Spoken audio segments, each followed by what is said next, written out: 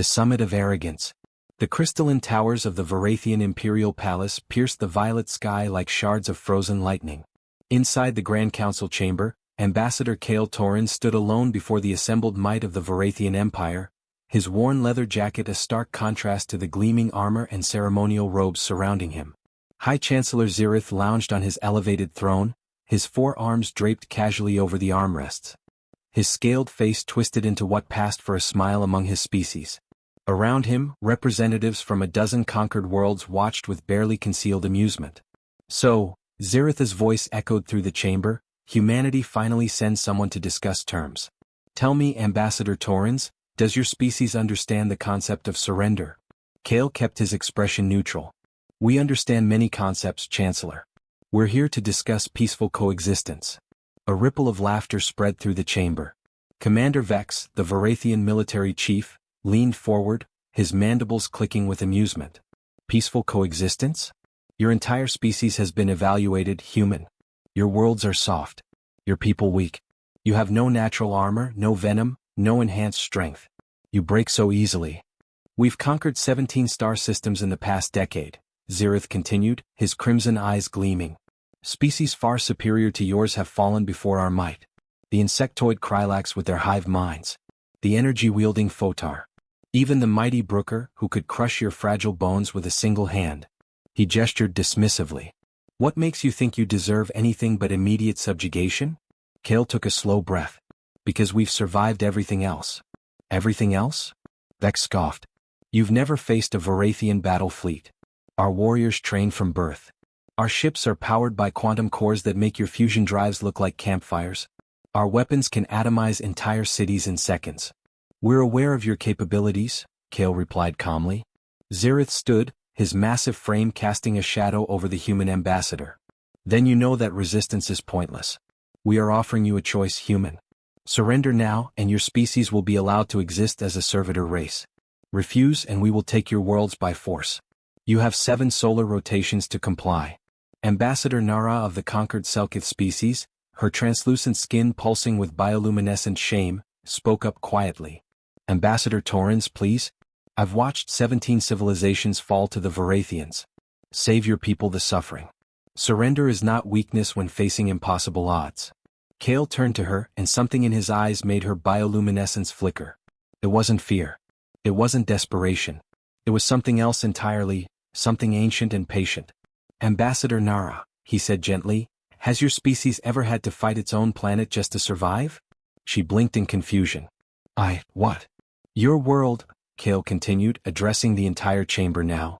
Selkara Prime. Paradise planet, isn't it?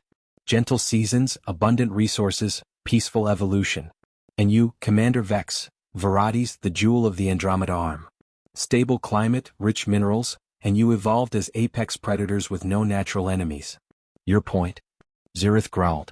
Kale's voice remained steady, but now it carried an edge like steel wrapped in silk. My point, Chancellor, is that Earth tried to kill us every single day for 3 million years. Before we invented fire, we survived ice ages that lasted for millennia. Before we built shelters, we endured predators that outmatched us in every physical category, animals with fangs, claws, venom, and armor that would make your warriors look soft.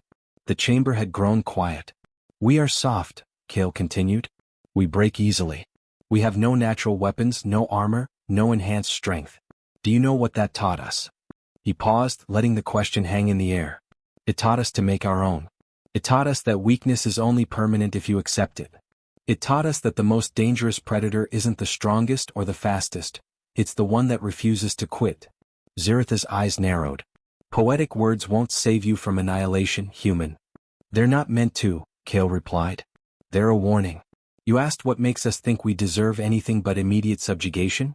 Nothing. We don't think we deserve it. We'll simply make it too expensive for you to try. Is that a threat? Vex's hand moved to his weapon. It's a fact, Kale said quietly. You've given us 7 solar rotations. We accept those terms. But know this, humanity learned long ago that survival isn't about being the strongest. It's about being the last one standing when the dust settles. He turned to leave, but Zirith's voice stopped him. Ambassador Torrens. One more thing. I've studied your species' history. I know about your wars, your violence, your capacity for destruction. I know you're trying to frighten us with tales of your persistence. But here's what you don't understand.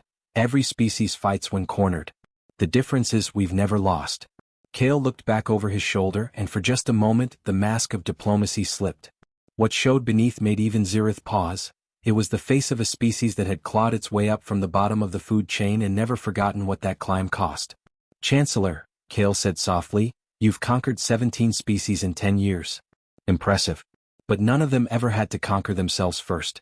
None of them spent 10,000 years fighting each other just to see who was the best at survival. You think you know war? You've only ever fought others. We perfected it on each other. The door sealed behind him, leaving a chamber full of conquerors suddenly uncertain about their next prey. The 7-day countdown. The Varathian war fleet assembled in the darkness between stars, a constellation of death comprising 342 warships, each one a masterpiece of destructive capability. Aboard the flagship Eternal Dominance, High Chancellor Zirith reviewed the strategic display with satisfaction. All battle groups report ready, Chancellor, Commander Vex announced, his mandibles clicking with anticipation. Quantum drives are charged. Weapons arrays at full capacity. The fleet can jump to human space within the hour. Zirith gazed at the holographic representation of human territory. 23 inhabited worlds scattered across 8 systems. Pathetically sparse compared to the Varathian Empire's holdings.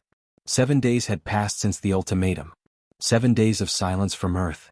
They haven't even attempted to evacuate, observed Subcommander Croth, her scales rippling with confusion. Our scouts report normal civilian activity on all major worlds. They're not preparing for war, they're ignoring us. Arrogance, Vex spat. They think their words frightened us. They'll learn. But Zirith wasn't so certain. Something about Ambassador Torin's calm demeanor nagged at him. He pulled up Earth's military assessment file again, reviewing it for the 100th time. The numbers were unimpressive. Small fleet. Outdated weapons technology. No quantum cores. No plasma cannons. No graviton shields. Just fusion-powered ships with kinetic weapons and something called missiles. Primitive. Chancellor, his intelligence officer, a Selkith named Torin, approached hesitantly. There is one thing that troubles me. Speak. The humans have been broadcasting constantly over their networks during the past 7 days. Not military chatter, entertainment. Stories, videos, music. I had our AI analyze the content. Torin's bioluminescence flickered uncertainly. Sir, they've been broadcasting their history. Specifically, their military history. And? Zirith prompted. It's extensive, comprehensive, almost obsessive in its documentation. Thousands of years of warfare, cataloged and analyzed. They have entire institutions dedicated to studying war. Academic disciplines devoted to military strategy. They study battles from their ancient past the way we study physics. Vex laughed. They're trying to intimidate us with stories of primitives hitting each other with metal sticks. Perhaps, Torin said quietly. But there's a pattern. Every conflict, regardless of technological advantage, came down to 3 factors: logistics, adaptation, and will. The humans seem to have weaponized these concepts. Enough speculation, Zirith declared. Commence jump sequence. Target, Earth's moon. We'll establish a staging area and give them one final chance to surrender before we demonstrate what real power looks like. The fleet jumped. On Earth, in a command center buried 2 miles beneath the Colorado Mountains, Admiral Sarah Chen watched the Varathian fleet materialize near Luna. Her command staff remained silent, eyes fixed on their displays. Quantum signatures match projections, reported Captain Marcus Reeves. 342 ships. Exact count predicted. Weapons hot. Chen asked. All platforms ready, Admiral. Kinetic kill vehicles armed and targeted. Missile batteries locked. Railgun network activated. And the surprise is in position. Chen allowed herself a thin smile. The Varathians had made their first mistake. They'd announced their arrival exactly when and where humanity expected. Predictable. For all their boasts, they fought like every other empire. Overwhelming force applied with tactical precision. They didn't fight like humans. Open a channel, Chen ordered. Let's hear their demands. Zirith's scaled face filled the main screen. People of Earth, your silence has spoken volumes. Since you've chosen not to surrender, we will now demonstrate the futility of resistance. Our fleet will obliterate your lunar installations, then proceed to each of your colonies. You have 1 hour to... Chancellor, Chen interrupted calmly. Before you continue your speech, I'd like to point out 3 things. First, you've positioned your fleet in a very predictable formation. Battle diamond, quantum ships in the center, carriers on the flanks. It's textbook. We appreciate that. Ziritha's eyes narrowed. Your appreciation is irrelevant. Second, Chin continued as if he hadn't spoken, your ship's quantum cores emit a very specific radiation signature when charging weapons. We've had our sensors locked on every single one for the past 17 seconds. Are you trying to frighten me with technical knowledge? Zirith growled. No, Chancellor. I'm explaining why you're going to listen to our counteroffer. You see, the third thing is this. We humans learned something important during our thousands of years of warfare. Something your empire never needed to discover because you were always the strongest thing in the room. Chin leaned forward, her eyes hard as diamonds. We learned that the most effective weapon isn't the one that does the most damage. It's the one your enemy doesn't see coming. Captain Reeves? Firing, Reeves announced. Nothing visible happened. No missiles launched. No lasers fired. But across the Varathian fleet, proximity alarms began screaming. What is this? Zirith demanded, his command deck erupting into chaos behind him. 3,000 kinetic kill vehicles, Chin explained conversationally. Each one about the size of your head, moving at 0.03 light speed. We launched them 7 days ago, along trajectories calculated to arrive at this exact location at this exact time. They've been coasting, unpowered, undetectable. Right now they're 19 seconds from impact. The color drained from Ziritha's scales. Shields? Won't work, Chin interrupted. Your graviton shields are designed to stop energy weapons and powered threats. These are just ballistic projectiles. Very, very fast ballistic projectiles. Newton's laws don't care about your technology. This is warfare, Chin finished. Human warfare. Calculated. Patient. Ruthless. Now here's our counteroffer. You have 18 seconds to reverse course and exit our space. If you do, we'll remotely detonate those projectiles short of your fleet. You'll feel the shockwaves but survive. If you don't. 15 seconds, Admiral, Reeves reported. Ziritha's command staff was shouting, alarms wailing. His weapons officer screamed something about unable to target thousands of small objects simultaneously. His helmsman desperately tried to reposition the fleet. 10 seconds. 5 seconds. Stand down. Zirith roared. Retreat. Emergency jump. Detonating, Chin announced. The kinetic projectiles exploded in a synchronized pattern, creating a cage of shrapnel and shockwaves around the Varathian fleet. The blast didn't hit them, it didn't need to. The message was clear, we could have killed you all. Through the static-filled transmission, Chin watched Ziritha's expression transform from rage to something the Varathians rarely experienced. Fear. That was a warning, Chin said quietly. The next time we won't stop them. Now get out of our space and tell your empire that humanity doesn't surrender. We adapt. We prepare. And we never ever fight fair. The Varathian fleet jumped away in disarray. In the command center, someone started clapping. Then another. Soon the entire room erupted in cheers. But Chin remained still, watching the empty space where an empire's arrogance had just been shattered. This isn't over, she murmured to herself. They'll be back. Next time they'll be ready for our tricks. Captain Reeves stepped beside her. Then we'll have new ones, Admiral. That's what we do. Chin nodded slowly. The Varathians had learned that humans were dangerous. Soon they would learn something far worse. Humanity was just getting started. The Council of Defeat. The Imperial War Council convened in the secured depths of Varades Prime, far from the prying sensors and potential assassins that plagued the upper levels. Zirith stood before the assembled military leadership, his forearms clenched tight, scales darkened with humiliation. You allowed primitives to embarrass our fleet, hissed General Thrax, the oldest member of the council. Her species, the Dracovian Protectorate, had been the last to fall to Varathian conquest, 30 years ago. 342 warships fled from kinetic weapons. Stones thrown by apes. Very fast stones, Commander Vex muttered, still shaken from the encounter. Silence. Thrax's voice cracked like a whip. This council demanded an explanation, Chancellor, not excuses. Zirith activated the holographic display, showing the tactical analysis of the encounter. The assembled officers watched in grim silence as 3,000 projectiles materialized from the void, their trajectories converging with mathematical precision. They predicted our arrival location, Zirith explained, his voice tight. Down to the minute and cubic kilometer. They launched these weapons 7 days in advance, the exact moment we issued our ultimatum. How? Demanded Fleet Admiral Corvin. We didn't even know our exact staging coordinates until 4 hours before jump. They didn't need to know, said a new voice. Everyone turned as Intelligence Director Maloth entered the chamber, his 6 limbs carrying multiple data tablets. The ancient spider-like being was one of the few non-Varathians to hold high rank in the Empire. They calculated every possible staging area near Earth's moon and launched projectiles to all of them. Our scouts detected the launches 7 days ago, but dismissed them as trash or debris ejections. The humans were literally throwing rocks into space seemingly at random. Random, Zirith said bitterly.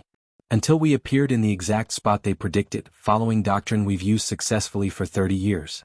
Malotha's compound eyes glittered. They've studied us, Chancellor. More importantly, they've studied warfare itself. I've analyzed their historical databases, the broadcasts they've been transmitting. I need to show you something. He activated a different display.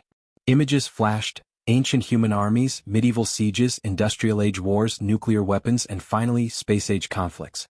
This species, Maloth continued, has been at war continuously for its entire recorded history. Not occasionally. Not during resource disputes. Continuously.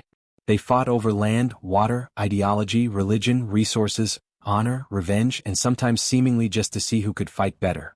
They've developed and discarded thousands of military doctrines. They've studied every conceivable form of combat. What's your point? Thrax snapped. Many species have violent histories. Not like this, Maloth replied, zooming in on a particular image, a mushroom cloud rising over an ancient city. They developed weapons capable of destroying their entire civilization. Then, instead of using them in their next major conflict, they created complex doctrines of deterrence, limited warfare, proxy conflicts, and economic pressure. They've spent centuries learning how to fight wars without fighting. The room fell silent. They're not just warriors, Maloth concluded. They're scholars of war. They've turned violence into an academic discipline. And according to their broadcasts, their greatest military victories weren't won through superior force. They were won through misdirection, psychological warfare, logistics, and patience. Patience, Zirith repeated, thinking of those projectiles coasting silently through space for 7 days. Fleet Admiral Corvin leaned forward. Then we adapt. We change our tactics. We don't give them time to prepare. We jump directly to their homeworld with overwhelming force before they can calculate our arrival. They'll be ready anyway, Maloth warned. That's the nature of their warfare, preparation for the unexpected. Their history is filled with smaller forces defeating larger ones through preparation and innovation. Enough. General Thrax slammed her appendage on the table. This council will not be paralyzed by fear of a species that still uses kinetic weapons. Yes, they embarrassed us. Yes, they demonstrated creativity. But creativity doesn't defeat overwhelming power. The Photar could bend energy itself and we crushed them. The Krylax could coordinate millions of minds as one and we shattered them. Humans are clever. So what? Dead is dead. Murmurs of agreement rippled through the chamber. We will assemble a larger fleet, Thrax continued. 500 ships. 1,000. We will jump to multiple locations simultaneously. We will bombard their worlds from beyond their weapons range. We will demonstrate that clever tricks cannot defeat true military might. And if that fails? Zirith asked quietly. It won't, Thrax replied with absolute certainty. No species can stand against the combined might of the Varathian Empire. These humans will learn what every other species has learned. Resistance only determines how much they suffer before the inevitable surrender. The council voted. The decision was unanimous, except for one abstention, Intelligence Director Maloth. As the others filed out, discussing fleet compositions and attack vectors, Maloth approached Zirith. Chancellor, there's one more thing about human history you should know. What? They have a word in their dominant language, Vietnam. Another word, Afghanistan. Several dozen more. These are places where their most powerful nations, with overwhelming technological and numerical superiority, fought protracted wars against much weaker opponents. Maloth paused. They all lost. Not because their enemies were stronger but because they couldn't break their will to resist. Zirith's scales paled. You're saying? I'm saying, Maloth interrupted, that humans have millennia of experience fighting enemies stronger than themselves. And they've learned that the greatest weapon isn't the one that destroys, it's the one that makes victory too expensive to pursue. Then what do you recommend? Peace, Maloth said simply. Genuine peace. Treaty. Alliance. Before we discover what else they've prepared. The council has decided. Then pray to whatever gods you honor, Maloth said softly, that the council is right. Because if they're wrong, we may discover that the most dangerous thing in the universe isn't strength or technology or numbers. It's a species that learned to turn its own weakness into a weapon. Zirith watched the ancient intelligence director leave, his words echoing in the chamber.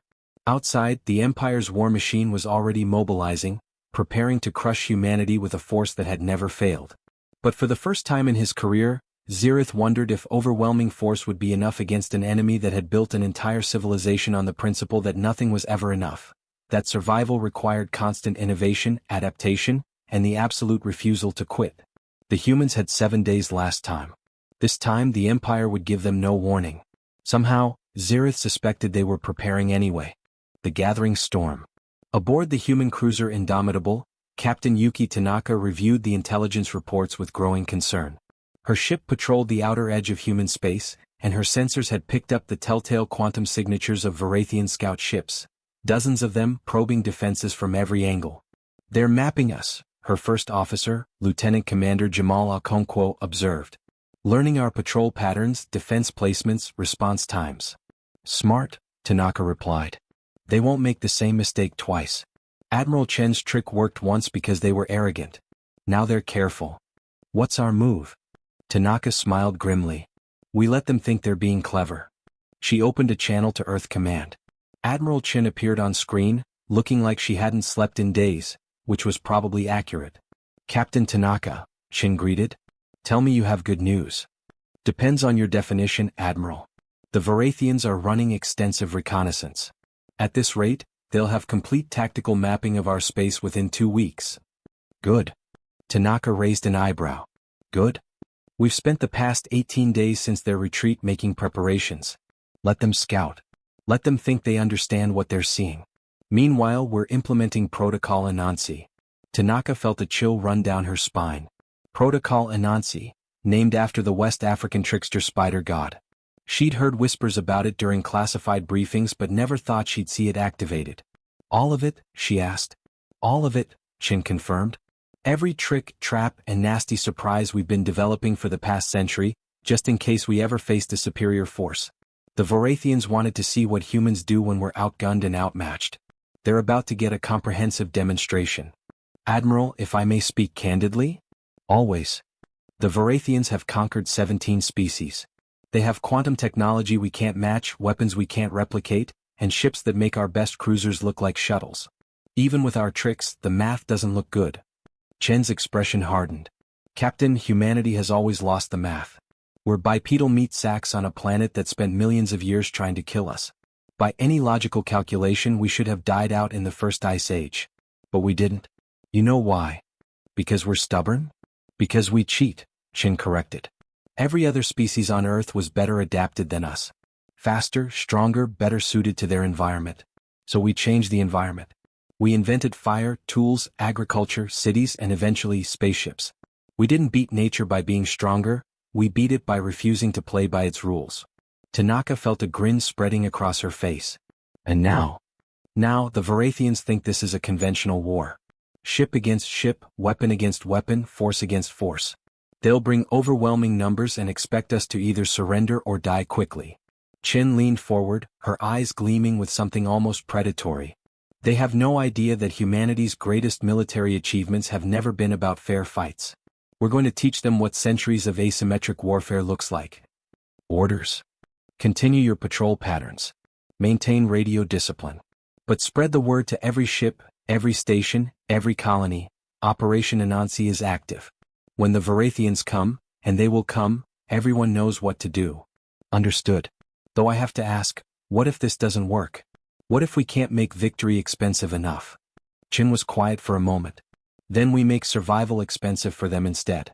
The Varathians think conquest is sustainable. We're going to demonstrate that holding human territory will cost them more than any empire can afford. The transmission ended and Tanaka turned to her bridge crew. They'd all been listening and she could see the mixture of fear and determination on their faces.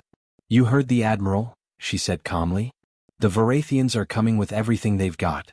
They're going to try to crush us with a force we can't possibly match in direct combat. She paused, letting the weight of those words sink in. So we're not going to fight them directly. We're going to fight like humans, dirty, unpredictable, and absolutely unwilling to quit. What if we lose?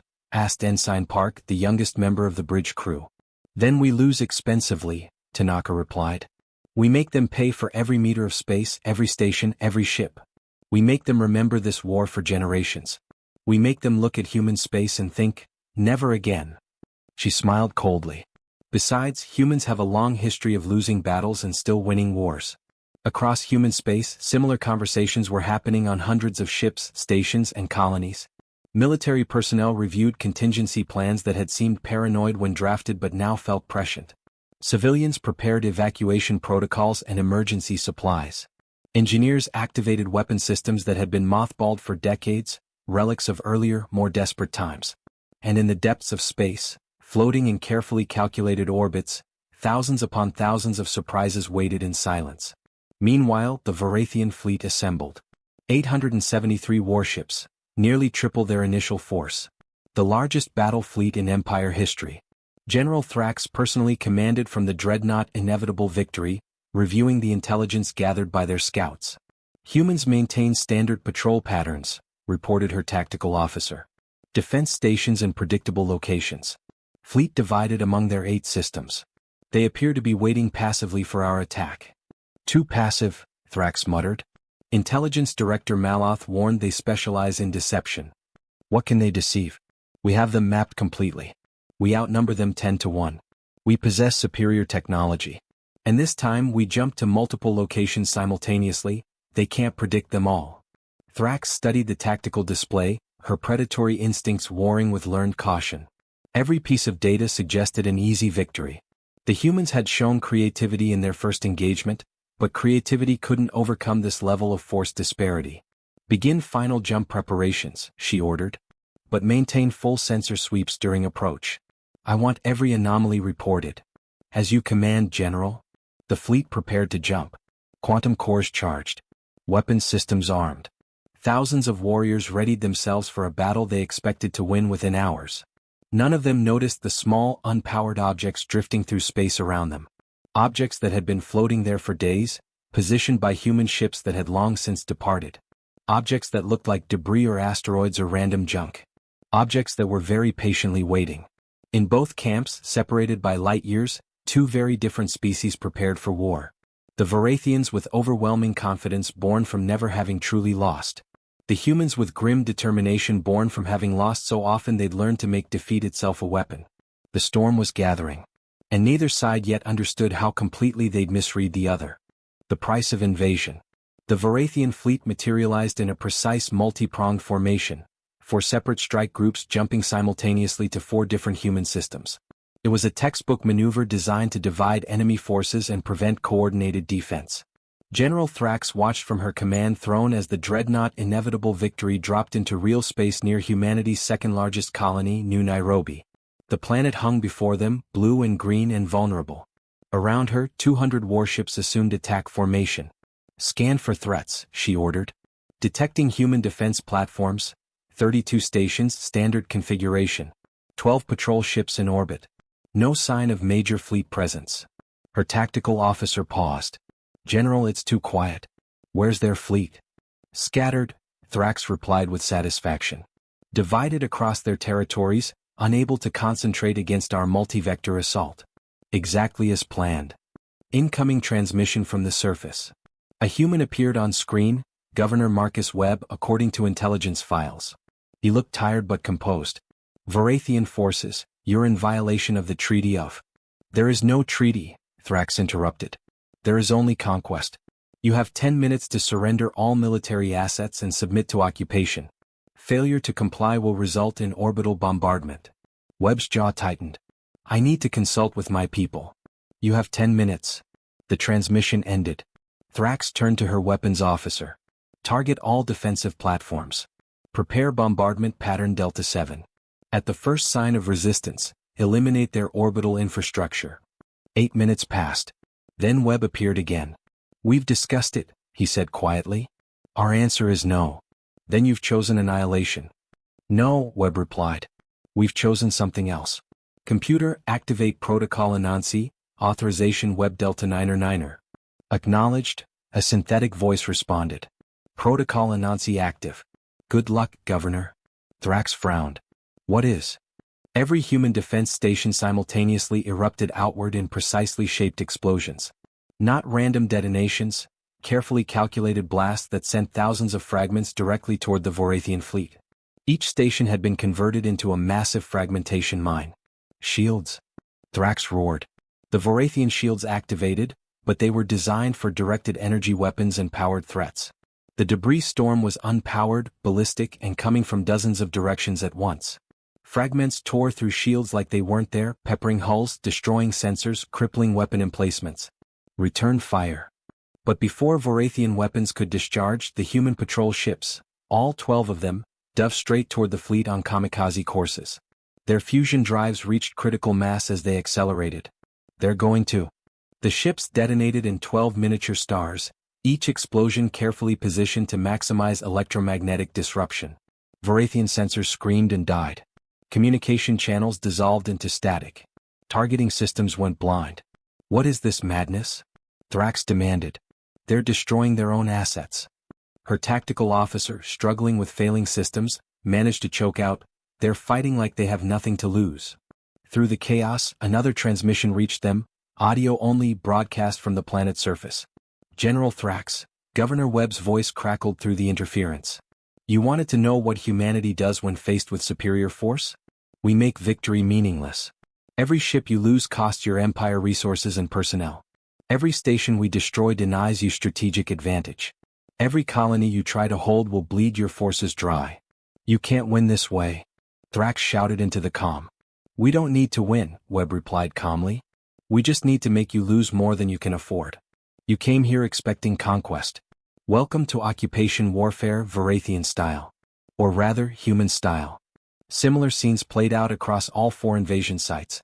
In the Tau Ceti system, human forces had pre-planted thousands of mines in randomized orbits, creating an invisible minefield that activated only when Vorathian ships entered range.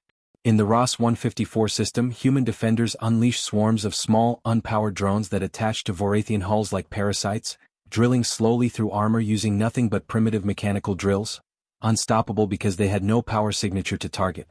At Alpha Centauri, the humans did something that shocked even Intelligence Director Maloth, watching from his command center light years away. They evacuated their own station and crashed it into the incoming Vorathian flagship, using gravity generators to guide the massive structure like a missile. They're insane, breathed one of Malotha's analysts. No, Maloth corrected quietly. They're committed. There's a difference. The 4th Strike Group fared worst of all. When they arrived at Epsilon Eridani, they found the human colony had been evacuated. No ships, no defenders, no resistance. Just an empty planet. It's a trap, the strike commander reported to General Thrax. Should we? The planet's fusion reactor network detonated. All 47 reactors, linked by human engineers into a synchronized chain reaction. The surface didn't explode. It erupted in a wave of plasma that vaporized the atmosphere and sent a shockwave through orbital space that caught 3 Vorathian ships too close to the planet. The humans had scorched their own world rather than let it fall intact. Aboard the inevitable Victory, General Thrax watched her casualties mount. 73 ships damaged or destroyed. Thousands of warriors killed or injured. And they hadn't even begun the actual invasion yet. Pull back, she ordered. Regroup at Rally Point Sigma. General, we can still. Pull back, she roared. They're making us pay in blood for empty positions. We need to reassess.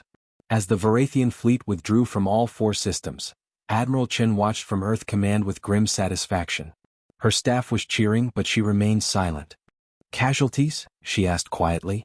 Captain Reeves consulted his display. New Nairobi, 32 defense platforms destroyed, 12 patrol ships lost with all hands. 417 personnel. Tau Ceti, significant mining infrastructure damage, 73 dead. Ross 154, defensive drones exhausted, minimal personnel losses. Alpha Centauri, station destroyed, 812 personnel evacuated successfully. Epsilon Eridani. He paused. Total population evacuated, but we lost an entire colony. 40 years of terraforming gone. Chin closed her eyes briefly. Over 2,000 dead or displaced. An entire world rendered uninhabitable. The cost of her strategy weighed on her like gravity. And Varathian losses? 73 ships damaged or destroyed. Estimated 15 to 20,000 casualties. They've withdrawn from all 4 systems. The cheering in the command center faded as people did the math. Humanity had inflicted significant damage, but at tremendous cost. Admiral, one of her junior officers asked hesitantly, was it worth it? Chin opened her eyes and they were hard as steel. Ask me that question when the Varathians decide whether to come back. Every empire in history has faced this calculation. Is the prize worth the price? Today we made the price higher. Tomorrow we make it higher still. Eventually either they break or we do. That's the reality of asymmetric warfare. She turned to face her staff. Send commendations to all defending forces. Begin evacuating non-essential personnel from our remaining colonies. And activate Phase 2 of Protocol Anansi. Phase 2? Someone asked nervously. Guerrilla operations, Chin replied coldly. If they come back, we make sure holding our territory costs them more than conquering it did. In the Varathian Empire, General Thrax faced her own reckoning. The War Council had convened via secure channel, and their verdict was brutal. Unacceptable losses. High Chancellor Ziritha's image raged. You commanded the largest battle fleet in Empire history, and you were repelled by a species that destroys its own assets. They fight without honor, Thrax growled. Without logic. They sacrifice strategic positions for tactical victories. It's madness. It's effective, Intelligence Director Maloth observed quietly. And it's exactly what their history predicted they would do. Then what do you suggest? Zirith demanded. We cannot appear weak. 17 species watch to see if we can be challenged. If we retreat from humanity, others may grow bold. We have 3 options, Maloth said. 1. Total annihilation. Sterilize every human world from orbit, exterminate the species completely. This will work, but will cost us our reputation as civilized conquerors and may unite other species against us. 2. Negotiate peace, accept that humanity is too expensive to conquer. This preserves resources but appears as weakness. 3. Commit to a prolonged occupation, slowly grinding down human resistance over years or decades. This will eventually succeed but will drain our military capacity. The council chamber fell silent as each member contemplated the implications.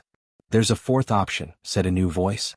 Ambassador Nara, the Selkith who had witnessed the first encounter with Ambassador Torrens, appeared in the council channel. One you won't like. Speak, Zirith commanded. Alliance, Nara said quietly. Stop trying to conquer them and offer genuine partnership. Their defensive capabilities are formidable, but their offensive technology is limited. They could serve as excellent defensive specialists, protecting Empire borders while we... Absolutely not. General Thrax interjected. We do not negotiate with prey. They're not prey, Maloth said firmly. They're predators who learn to pretend to be prey. There's a difference. The debate raged for hours but eventually, pride won over pragmatism. The Empire would not be seen to retreat. The invasion would continue but with new tactics. As the council adjourned, Maloth pulled Ambassador Nara aside on a private channel. You should warn them, he said quietly. Warn who? The humans? Tell Ambassador Torrens what's coming. The Empire has decided on total annihilation. They're going to sterilize Earth and all its colonies. Nara's bioluminescence flickered with horror. That's genocide. That's Empire, Maloth replied bitterly. I've served the Varathians for 40 years. I thought they brought order to chaos. Now I see they only know one response to resistance. Overwhelming force. But the humans? He paused. The humans have shown me that strength isn't about power. It's about will. And their will might be the only thing in the universe stronger than Varathian pride. If I warn them, I'll be executed for treason. Yes, Maloth agreed. But your species was conquered because you chose survival over resistance. Maybe it's time someone chose differently. Ambassador Nara looked at the ancient intelligence director for a long moment, then nodded slowly. I'll need access to long-range communications. Already arranged, Maloth replied. I may be committing treason too, but I've lived long enough to recognize when history is turning. And right now, I think humanity represents something important. Proof that you don't have to be the strongest to refuse to kneel. As Nara composed her message to Earth, and as both empires prepared for the next phase of their conflict, One truth became clear. This was no longer just a war for territory. It had become a test of fundamentally different philosophies, the Varathian belief in strength through power versus humanity's faith in strength through perseverance. The galaxy was about to learn which philosophy was right. The endgame protocol. Ambassador Kale Torrens stood in Earth Command beside Admiral Chin, reading Ambassador Nara's decoded warning for the third time. The message was clear. The Varathian Empire was preparing a sterilization fleet. Every human world would be glassed from orbit. No occupation, no conquest, just extermination. How long do we have? He asked quietly. Intelligence suggests 3 weeks to assemble their planet killer fleet, Chin replied. Maybe 4 if we're lucky. Not enough time to evacuate 23 worlds. No, Chin agreed. We can save some but not all. We're looking at a minimum loss of 12 billion people. The number hung in the air like a death sentence. Kale felt his legs weaken and leaned against the tactical display. 12 billion. More than the entire human population before spaceflight. More than died in all of Earth's wars combined. There must be another option, he said, but his voice lacked conviction. There is, Chin replied. It's just not one anyone will like. She activated a classified file, Project Prometheus. Kale read the summary and felt his blood turn cold. This is insane. It's our only leverage, Chin said. If the Varathians want to end this by destroying us completely, we make sure that ending costs them everything. Kale read the details again, hoping he'd misunderstood. He hadn't. Project Prometheus was humanity's final deterrent, a network of quantum-entangled devices hidden throughout Varathian space, planted by human deep-cover agents over the past 50 years. If activated, they would simultaneously detonate the quantum cores of thousands of Varathian ships and stations. It was mutually assured destruction on a galactic scale. We can't do this, Kale whispered. We'd be killing millions of innocent Varathians, Selkith Dracovians, all the species they've conquered. Civilians. Children. I know, Chin replied, and for the first time Kale saw her mask crack. Tears lined her eyes. I've run every simulation. Every scenario. Every alternative. They all end with humanity extinct or enslaved. Except this one. Even this one ends with us becoming exactly what we're fighting against. An empire willing to commit genocide to survive. Yes, Chin agreed simply. That's the choice. Die with our morals intact or live with blood on our hands. The trolley problem writ large across the galaxy. Kale slumped into a chair. There has to be another way. Then find it, Chin said. You have 3 weeks. Use them. Talk to everyone, military strategists, philosophers, scientists, diplomats. Find me an option that doesn't end with either humanity extinct or morally bankrupt. But if you can't, she gestured to the Prometheus file. This is what I'll authorize. Because as much as it horrifies me, I'll choose our survival over our innocence. For the next 18 days Kale worked without sleep. He consulted with Earth's greatest minds. Military strategists proposed improbable victories. Scientists suggested technological breakthroughs that would take years to develop. Philosophers debated the ethics of survival at any cost. And then, on day 19, a message arrived from an unexpected source. Intelligence Director Maloth. The ancient Varathian intelligence chief appeared on Kale's screen, looking exhausted. Ambassador Torrens. I'm committing treason by contacting you, but I've come to believe this war serves no one. Then help us stop it, Kale said immediately. I can't stop the Empire, Maloth replied. But I can tell you something they don't want you to know.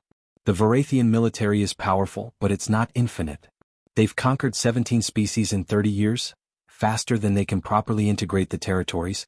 Their supply lines are stretched. Their occupation forces are thin. And secretly, many conquered species hate their Varathian masters. Kale leaned forward. What are you saying? I'm saying that if humanity can survive the initial sterilization attempt, if you can show the galaxy that you're willing to fight an empire to a standstill, others may join you. The Varathian Empire is held together by the illusion of invincibility. You've already cracked that illusion. Break it completely, and the Empire may fracture from within. How do we survive a planet-killer fleet? By doing what you do best, by fighting in ways they don't expect. The sterilization fleet will be massive and heavily defended, but it will have one weakness. It needs to get close to your worlds to be effective. Their orbital bombardment weapons have limited range. Kale's mind raced. So if we can keep them away from our planets? You buy time, Maloth finished. Time for the political situation to evolve. Time for other species to make their moves. Time for the Empire to realize this war is unsustainable. Why are you helping us? Maloth was quiet for a long moment. Because I've lived through dozens of conquests, and I've watched the Empire become something I no longer recognize.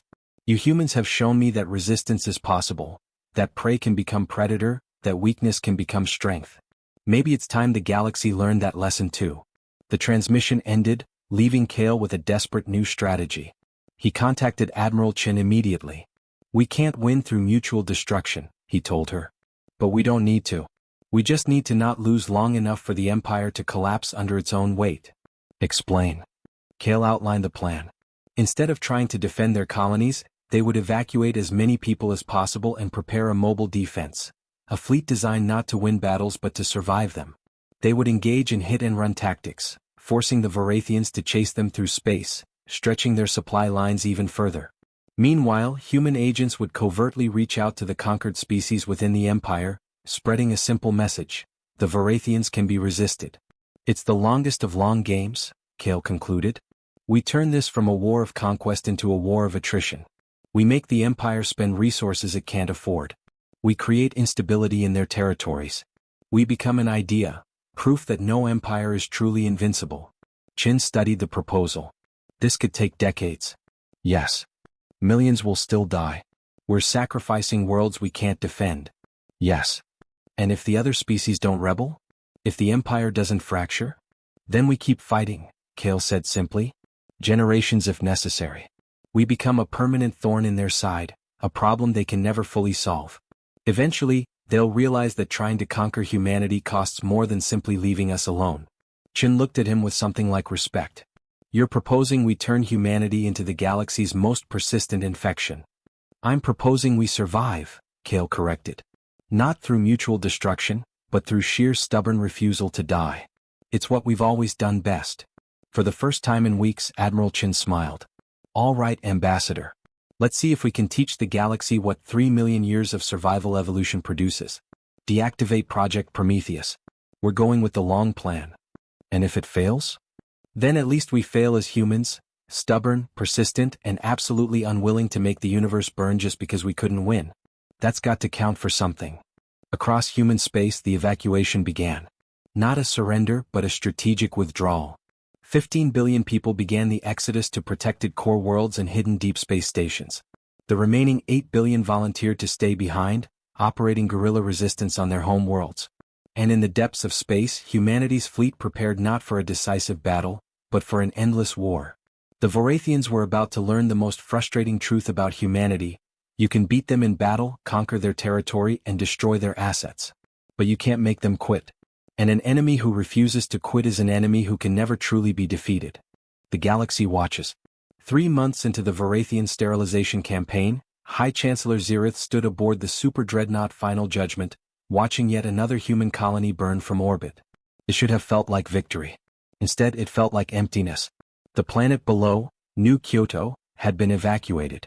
Not a single human remained. Just empty cities and deactivated infrastructure. When the bombardment began, there was nothing to kill except buildings and memories. 47th colony secured, reported Commander Vex, his voice lacking its usual enthusiasm. No resistance encountered. Human fleet has withdrawn to unknown location. Again, Zirith muttered. This was the pattern. Human fleets would appear, strike at supply convoys or isolated ships, then vanish before superior forces could respond.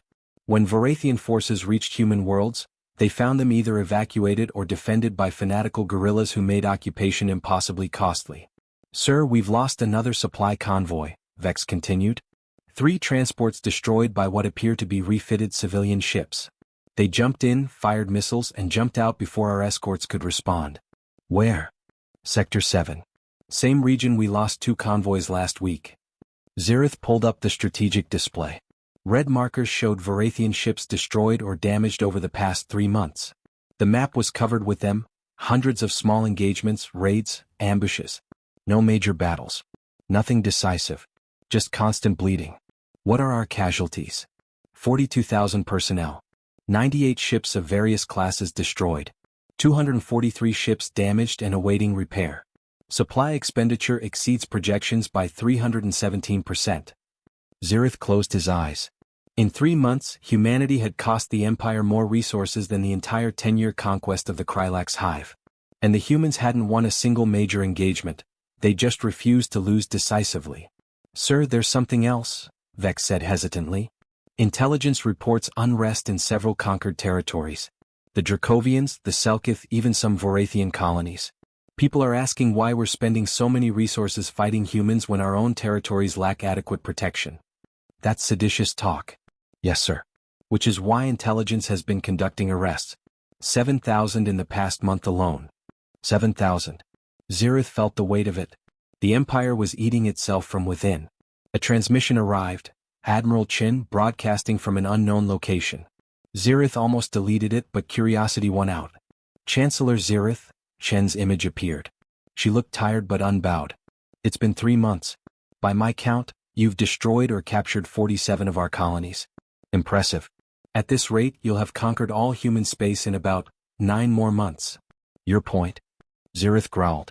My point is that we've been keeping track too. In 3 months, you've lost 98 warships, 42,000 personnel and, according to our intelligence, about 15% of your military budget for the entire year. And we haven't even started fighting hard yet. Lies. No, Shin replied calmly. Truth. See, we did the math.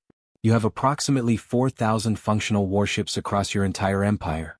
You've lost about 2% of your fleet fighting us. If we can maintain this attrition rate, we'll have destroyed half your military in 6 years or so. Meanwhile, we're building more ships, training more pilots, and learning from every engagement. We will crush you long before that. Maybe, Shin conceded. Or maybe you'll decide we're not worth it. Because here's what else we've been doing, talking to your conquered species. Did you know the Dracovians are organizing resistance cells? The Selkith have been feeding us intelligence on your ship movements. Even some Vorathians are questioning this war. More lies. Test me, Chin challenged. I'll give you coordinates. 3 separate Dracovian resistance hideouts on Vorathan colony worlds. Go ahead, raid them. Prove I'm lying.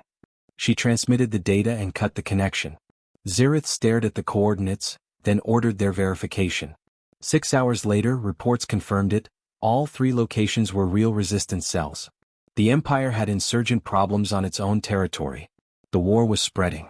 On Earth, in a command bunker being evacuated for the 3rd time that month, Kale Torrens met with representatives from 6 conquered species. They'd come in secret, risking execution if discovered. You've proven humans can resist, said Ambassador Nara. Now we need to know, will you help others resist too? What do you need? Kale asked. Training, replied a Dracovian insurgent leader named Korthax. Your tactics, your strategies, your refusal to quit. Teach us to fight the way you fight. It's not just about fighting, Kale explained. It's about making occupation unsustainable. You hit supply lines, you create uncertainty, you make them waste resources hunting ghosts. You lose every major battle but win the war anyway because victory becomes too expensive. You're describing centuries of resistance, observed a Photar refugee named Illuminex. How can our people endure that? By remembering what you're fighting for, Kale replied. Not for victory, for the right to remain yourselves. The Vorathians don't just conquer territory, they erase identity. Every day you resist is a day your culture survives. Over the next months the resistance grew. Human advisors, many of them former special forces operators, infiltrated conquered worlds teaching guerrilla tactics. Weapons and supplies flowed through hidden networks. And slowly the Empire's iron grip began to crack. 1 year into the war the cracks became fault lines. A Dracovian uprising on Varanthus Prime itself, the Empire's homeworld, left 300 Vorathian officials dead. The Selkith blockaded 2 major trade routes, demanding autonomy. The Photar, who'd been enslaved for their energy manipulation abilities, staged a coordinated revolt that destroyed 17 power stations across Empire space. The Vorathian War Council convened in emergency session. They faced a crisis unprecedented in Empire history. Their conquered territories were becoming more trouble than they were worth, and the catalyst was humanity's stubborn refusal to die. We must crush this resistance, General Thrax demanded. Execute the ringleaders. Make examples. We've executed 40,000 insurgents this year, Intelligence Director Maloth replied wearily. For every one we kill, 2 more take their place. The humans have taught them that martyrdom inspires others. Then we exterminate the humans completely. We've been trying, Maloth said bluntly. We've conquered or destroyed 92% of human territory. They're down to 4 core worlds and scattered fleet elements. And yet they're still inflicting unsustainable casualties on our forces. What do you recommend? High Chancellor Zirith asked quietly. Maloth stood, his ancient body straightening with dignity. Peace. Immediate, unconditional peace with humanity. Offer them their surviving territories back. More importantly, offer autonomy to our other conquered species. Transform the empire from a dictatorship to a federation. It's the only way to stop the hemorrhaging. That's surrender. Thrax roared. That's adaptation, Maloth countered. The humans have taught us a valuable lesson. Strength isn't about power, it's about sustainability. An empire held by force alone will eventually collapse under the cost of that force. But a federation held by mutual benefit might actually last. The debate raged for days. But in the end, pragmatism won. The empire was spending more resources fighting insurgencies than it gained from conquered territories. The mathematics were inexorable. The current path led to imperial bankruptcy or civil war. 2 weeks later, Ambassador Kale Torrens received an unexpected transmission. High Chancellor Zirith himself appeared on screen. Ambassador, Zirith said stiffly. The Varathian Empire wishes to discuss terms of peace. Kale felt his heart hammer but kept his voice steady. What terms? Complete withdrawal from human space. Reparations for destroyed colonies. And recognition of humanity as an independent sovereign power. And your other conquered species? Zirith's scales darkened. Shame, Kale had learned. We are offering them a choice. Autonomy within a restructured federation or complete independence. The empire is changing. Because we bled you until change was cheaper than war? Yes, Zirith admitted. Your species has taught us an expensive lesson about the cost of forced dominion. The peace negotiations took months. In the end, humanity regained its territory and received enough resources to rebuild. More importantly, the Varathian Empire transformed. 17 conquered species gained varying degrees of autonomy, and the brutal imperial system softened into something resembling a coalition. It wasn't perfect. Thousands of humans had died. Entire worlds had been lost. The trauma would echo through generations. But humanity survived. Not by being strongest but by being unbreakable. Not by winning every battle but by making the war itself unsustainable. 3 years after Ambassador Kale Torrens stood alone before the Varathian War Council, he stood in the same chamber again. But this time he wasn't alone. Beside him stood representatives from the Dracovians, Selkith, Photar, Krylax, and a dozen other species. And before them sat not conquerors but partners. The Coalition of Free Worlds calls this summit to order, Kale announced. Zirith, now merely one chancellor among many, nodded respectfully. The former empire acknowledges the coalition. As they began discussing mutual trade, defense pacts, and cultural exchange, Kale thought about everything humanity had sacrificed to reach this moment. Admiral Chin, watching via secured channel from Earth, seemed to read his thoughts. Was it worth it? She asked privately. Kale looked at the assembled species. Former enemies and slaves now negotiating as equals. Ask me in a century, he replied. But right now? Yeah. We proved that no empire is inevitable, that no conquest is permanent, and that the longest view sometimes wins. We turned weakness into weapon, patience into power, and stubbornness into strategy. We survived, Chin said simply. We survived, Kale agreed. Just like we always do. In the centuries that followed, the story of humanity's war with the Varathian Empire became legend across the galaxy. It wasn't a story about humans being the strongest or the smartest or the most advanced. It was a story about a species that learned to turn every disadvantage into an advantage, every defeat into a lesson, every loss into motivation to keep going. A species that understood the most powerful weapon in the universe wasn't technology or strength or numbers, it was the absolute refusal to quit. The Varathians called humans weak and they were right. But they learned too late that weakness, when combined with adaptability, patience, and unbreakable will, becomes a kind of strength that even empires cannot overcome. And the galaxy would never forget that lesson.